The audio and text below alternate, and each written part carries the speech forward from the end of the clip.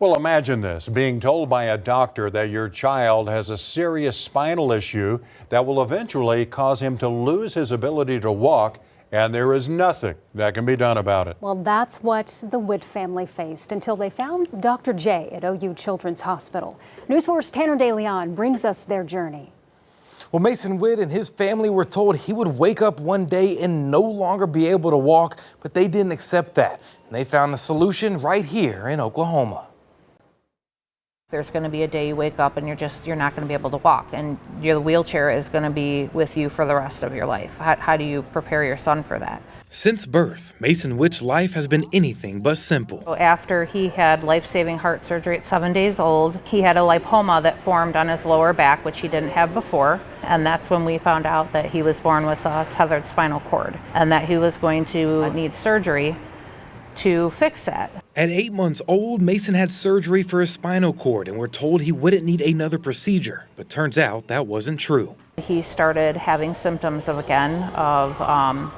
typical tethered cord symptoms: weakness in the legs, pain, couldn't walk for very long without having to take a break or his legs would give out on him. Once again, he had his spinal cord tethered with the outlook of fixing it grim. We kind of were told that we had two options.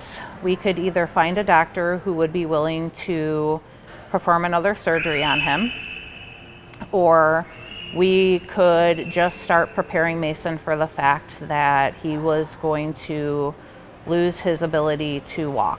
At 6 years old, Mason's parents started searching in multiple states for someone who could operate on Mason, but didn't have any luck. That is until they found Dr. J at OU Children's Hospital. We came out and he was the first person to look at us and say, "I can help your son." And the first person that was giving us even a glimmer of hope. So Mason has a history of spina bifida. About 30 to 40% of kids that have spina bifida and undergo an initial repair can develop secondary tethered cord syndrome. So if you imagine the spinal cord like a rubber band, and as it gets stretched tight, that's tethered cord syndrome. And a spinal cord under tension doesn't work properly. Dr. J says the traditional treatment for Mason's spinal issue is a ticking clock on when the next problem will occur, which is why he believes other doctors were turning him away after Mason already went through multiple procedures. What happens there is every time you do that, it just starts the time clock to the next tethering event.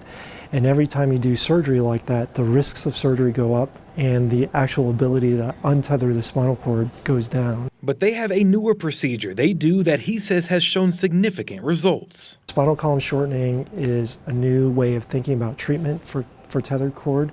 So if we go back to that example of a spinal cord that's tethered as a tight rubber band between 2 points, and if you shorten that distance that the rubber band needs to travel, it takes the tension off the rubber band. And the results are amazing. Mason is feeling little to no pain. He can walk, run, swim, anything he wants to do. And Dr. J says while another surgery down the road is possible, it is unlikely. At this point, he's pretty much an autopilot.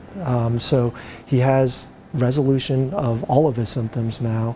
So it's just a matter of periodic follow-up with imaging to make sure that everything continues being fine. And the Witt family is beyond thankful. The things that it has brought back to Mason's life and the pain that it has relieved, him still being able to walk, I mean, it's hard to put that into words. Now, Samantha says Mason is clear to do any kid activity, and they will come back in a year for a checkup, but say Mason is relieved to hear he shouldn't have to go through any more procedures because he's ready to get back to doing the things he loves.